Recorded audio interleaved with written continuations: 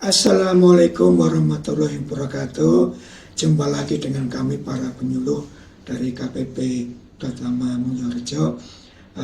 Pada siang hari ini kita akan membahas berbagai macam perpajakan bersama saya Edi Susilo Hadi dan teman saya Muhammad Arif Rohman. Oke, siang-siang seperti ini pembahasan apa yang hari ini akan kita sampaikan kepada para pemirsa YouTube ini? Nah, jadi Pak, mulai tahun depan laporan SPT tahunan orang pribadi badan sudah melalui website baru kita, Pak. Wah, Iya. oke. Langsung saja kalau gitu. Ya. Mungkin bisa kita jelaskan apa saja perbedaan antara yang baru tadi sampaikan sama Mas Arif, Iya. kemudian juga dengan yang lama pada pelaporan Kortek SPT tahunan orang pribadi dulu. Iya. Ya, terima kasih banyak Pak Edi. Ya, jadi kawan pajak dulu, kalau kawan pajak masih ingat, untuk pelaporan SPT tahunan orang pribadi maupun badan, kita masih menggunakan website DJP online. Oh, oke. Iya. Kalau Pak Edi juga masih ingat nih, pasti kawan pajak ini banyak yang lupa. Lupa apa itu? Lupa password. Kemudian biasanya juga lupa EVIN, Pak Edi. Yang mana itu pasti sepaket, Pak Edi. Iya. Nah, untuk sekarang kawan pajak di tahun 2025 yang pelaporannya akan dilakukan di tahun 2026. Untuk orang pribadi tentunya sampai akhir Maret dan untuk badan sampai akhir April 2026 kita tidak lagi membutuhkan EVIN, Pak. Itu poin pertama yang penting. Jadi kawan pajak cukup masuk ke website kita, website baru dari Direktorat Jenderal Pajak, yaitu korteksdjp.pajak.go.id. Sudah tidak menggunakan DJP online lagi, Pak Edi. Oke, nah Seperti itu. kalau kita melihat di aplikasi yang baru ini, gambaran untuk aplikasinya itu seperti apa, dan katanya sih sudah tidak pakai lagi NPWP kartu ya. Oh ya, betul sekali Pak Edi. Karena kita dari Direktorat Jenderal Pajak juga menyongsong Go Green, Pak Edi. Jadi sudah tidak ada lagi kawan pajak untuk kartu NPWP.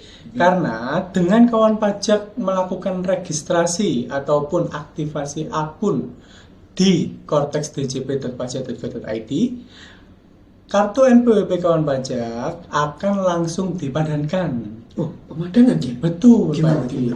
Jadi sekarang sudah langsung menggunakan NIK, Pak Edi. Oh, NIK Kedepannya. KTP. Betul. Jadi sudah tidak lagi menggunakan NPWP. Kita dalam administrasi perpajakan sudah menggunakan NIK, Pak Edi. Oke. Seperti itu. Untuk menyongsong Go Green juga, Pak Edi ya. Jadi cukup dengan NIK saja. Administrasi perpajakan semuanya melalui kartu KTP. Berarti NPWP yang selama ini ada sudah nggak berlaku lagi? Betul. Oke. Jadi sudah menggunakan NIK KTP. Iya, untuk orang pribadi. Nah, untuk badan sama seperti itu, tetapi hanya ditambahkan angka nolnya saja di depannya. Tapi kembali lagi kawan pajak, jadi sudah tidak perlu cetak kartu NPWP lagi. Karena sekarang untuk NPWP dipersamakan dengan NIK yang pertama, kemudian bisa langsung dicetak langsung dari website Korteksnya, dan itu sudah dipersamakan dengan kartu NPWP yang valid.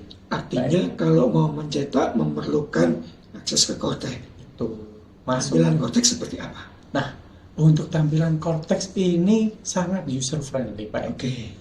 Jadi kawan pajak kalau sudah pernah melakukan aktivasi akun atau registrasi, yang penting password itu jangan lupa. Kemudian kalau kawan pajak lupa, cukup masuk atau melakukan lupa password dengan menggunakan nomor handphone ataupun email yang memang terregistrasi di profil akun Korteksnya. Seperti itu. Jadi nanti akan ada, kalau Pak Edi memilih nomor telepon, nanti akan ada link yang terkirim ke SMS, dan dipastikan juga Pak Edi minimal ada pulsa 2.000 dulu. Iya. Berarti buat kawan pajak yang belum melakukan, istilahnya itu validasi, Iya. seperti itu ya. Jadi segera dilakukan supaya kawan pajak semua bisa masuk ke aplikasi Kortex yang user friendly ini. Iya, website Cortex djp.pajak.go.id, dan nanti Pak Edi di situ akan ada pada saat aktivasi akun ya Pak Edi. Yeah. Di situ akan ada inputan untuk mengisi email dan nomor handphonenya. Okay. Nah, tapi kawan pajak, ini ada satu hal yang perlu digarisbawahi dulu. Dari Cortex akan menarik data langsung dari profil DJP online-nya. Tapi kalau kawan pajak untuk data email dan nomor handphonenya ini masih tidak sesuai dengan yang dipakai sekarang, kawan pajak harus datang ke KPP atau kantor pelayanan pajak. Tetapi bonusnya Pak Edi, datang ke KPP-nya ini boleh KPP mana saja Pak Edi. Tidak harus yang terdaftar. Jadi kalau kawan pajak merasa KPP terdaftarnya jauh, itu tidak masalah. Kawan pajak tinggal datang ke KPP terdekat saja untuk menyesuaikan nomor handphone ataupun emailnya. Seperti itu, Pak. Oke, kita lanjutkan Mas Arif. Oke, Pak. Kalau kita melihat dari yang disampaikan tadi di awal, Ya. sebenarnya jadi pertanyaan kami adalah apakah SPT-nya ini sama dengan yang sebelumnya di mana ada 1770S, SS dan lain sebagainya. Oke, Pak Edi. Ya. Jadi nanti kalau kawan pajak sudah berhasil masuk ke Cortex seperti itu, nanti langsung saja masuk ke menunya surat pemberitahuan, kemudian nanti langsung pilih buat konsep SPT Pak Edi. Oke. Nah, nanti tinggal dipilih tahunnya, kemudian dipilih statusnya normal. Kemudian nanti klik ikon pensil seperti itu, untuk kawan pajak bisa langsung masuk ke SPT-nya. Nah, berkaitan dengan pertanyaan Pak Edi, Ya. kalau dulu itu kan memang ada 3 formulir Pak Edi untuk orang pribadi ya. Nah, itu ada 1770 SS, ada yang S, dan yang kosongan, maksudnya 1770 biasa, polosan. Oke. Nah, kalau di Cortex kawan pajak, ini sudah tidak akan ada lagi kawan pajak dalam memilih formulir-formulir itu. Yang di awal kan biasanya dulu di DJP online kan memilih pertanyaan dulu bagaimana, kemudian nanti dari sistem akan diarahkan mengisi formulir yang mana. Oke. Tapi kalau sekarang sudah tidak ada lagi kawan pajak. Sekarang berarti gimana milihnya? Nah, jadi nanti kawan pajak cukup memilih jenis penghasilannya saja di SPT Indo. Kalau memang kawan pajak misalnya di sini hanya bekerja sebagai pegawai swasta tanpa ada penghasilan lainnya, berarti di jenis penghasilan kawan pajak silakan memilih yang pekerjaan saja kawan pajak, seperti itu. Nah, berarti dari sini diperlukan adanya data dari pihak pemberi kerja dan masyarakat. Betul sekali. Gimana Untuk itu? data itu tetap sama Pak Edi. Jadi seperti tahun-tahun sebelumnya ya, misal kawan pajak ini pekerjaannya pegawai swasta, tentunya dari sisi pemberi kerjanya itu ada kewajiban Pak Edi untuk melakukan pembuatan bukti potong A1 atau A2 tahunan. Yang mana paling lambat seharusnya Pak Edi ya, sesuai dengan ketentuan PMK 168 tahun 2023 dan Per 58 tahun 2023 harus diberikan akhir Januari seharusnya Pak Edi, paling lambatnya. Nah, jadi kalau kawan pajak masih belum mendapatkan bukti potong tersebut, kawan pajak berhak untuk menanyakan kepada pemberi kerja atau perusahaannya, terutama di bagian HR ataupun bagian keuangan mungkin Pak Edi. Karena banyak sekali Pak Edi kasus-kasus kawan pajak ingin meminta asistensi ke kantor pajak tapi tidak membawa bukti potongnya.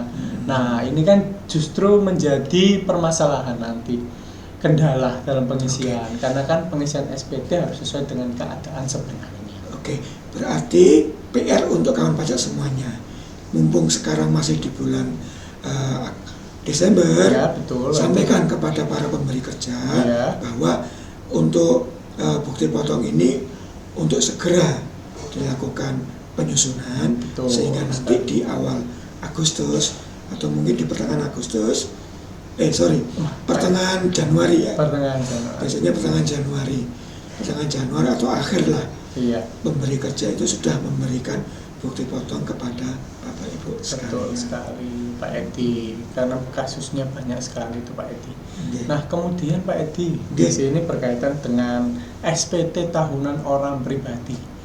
Kalau Pak Edi ingat, dulu itu dalam mengisi kira-kira bagian yang mana dulu? Tentu kalau bagian yang paling sulit ketika mengisi SPT adalah bagian harta. Bagian harta. Dulu kan dari belakang ya Pak Edi Iya. ya, dalam mengisi ya. Tapi sekarang berbeda kawan pajak.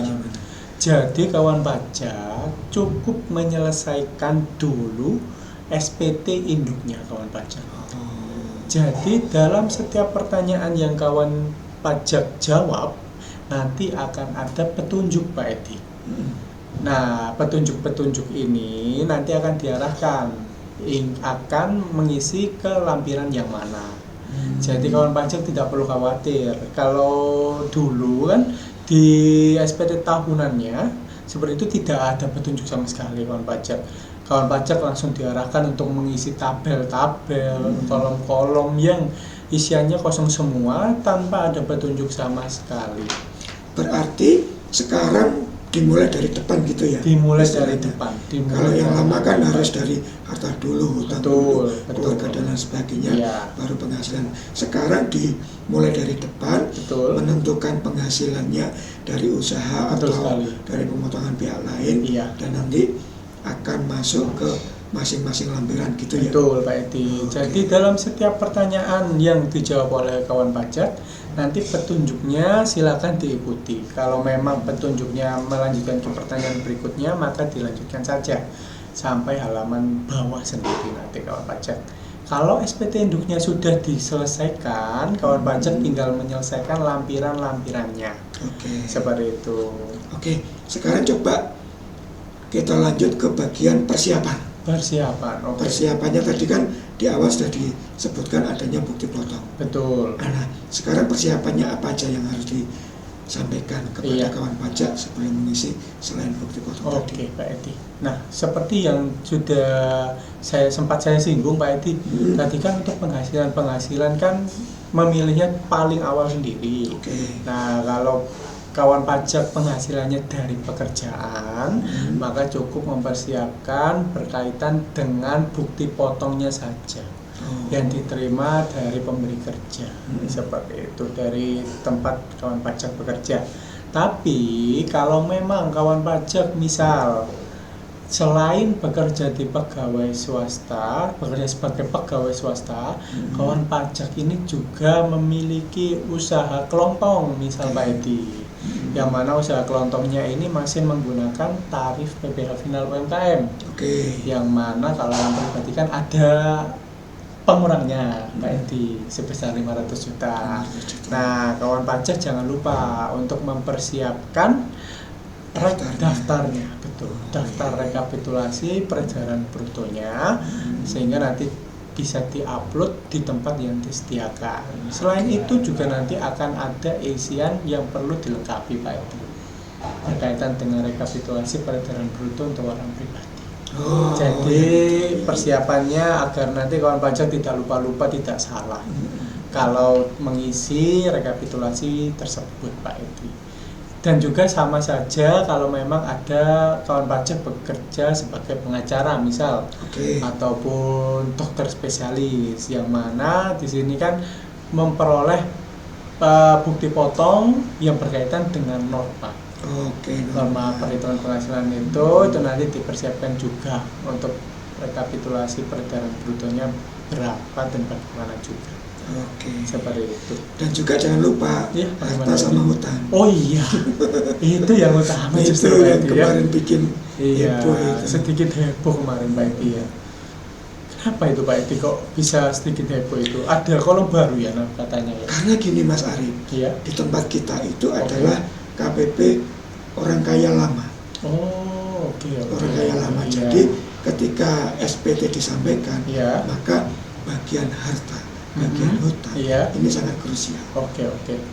Mengingat pencatatan di dalam harta ini berkaitan dengan kemarin ketika adanya pengakuan harta melalui sistem yang sudah kita sampaikan, termasuk juga teks amnesti dan lain sebagainya. Oke, siap Pak Edi. Jadi seperti ketertiban administrasinya Pak Edi ya. Iya. Dan Pak Edi mungkin saya perlu menyampaikan satu lagi terkait harta Pak Edi, ini cukup penting juga kawan pajak.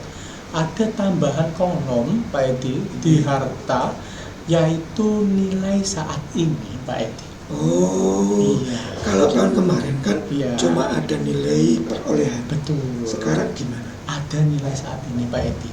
Nah, misal kawan pajak, di sini kawan pajak memiliki rumah atau bangunan seperti itu. Nah, di sini akan ada kolom nilai saat ini yang harus diisi Pak Edi. Yang mana di situ ada tanda bintangnya untuk wajib diisi. Wajib diisi. Nah, patokannya bagaimana?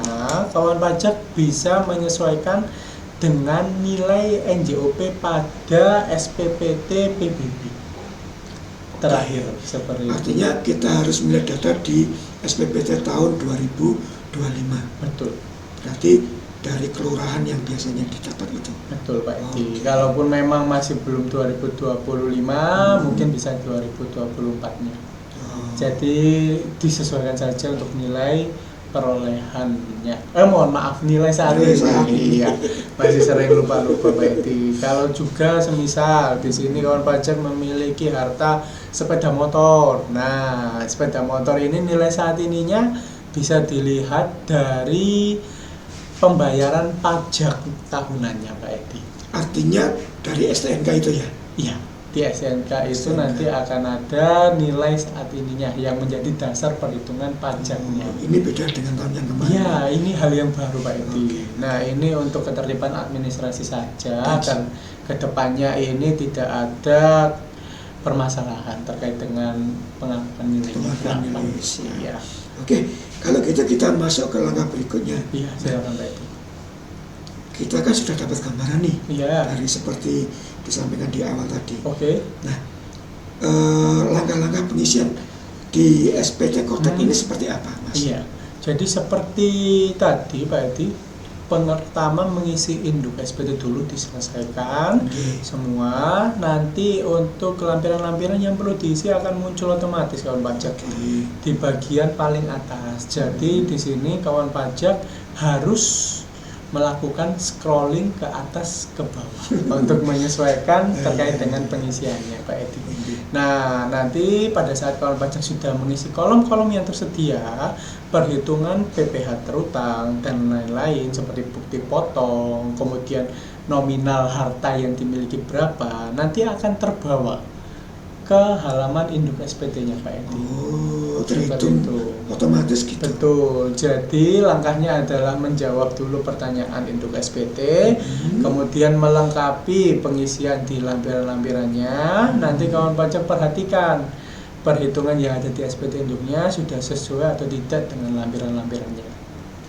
Nah, dan di sini ada yang perlu saya sampaikan lagi Pak Edi, cukup penting. Ada fitur baru Pak Edi dari Kortex yang mengarahkan wajib pajak cukup mengecek saja bukti potong yang diterbitkan dari pemotong. Jadi pre-populated sekarang Pak Edi. Artinya kita tidak perlu lagi merekam manual gitu. Betul, untuk bukti potong.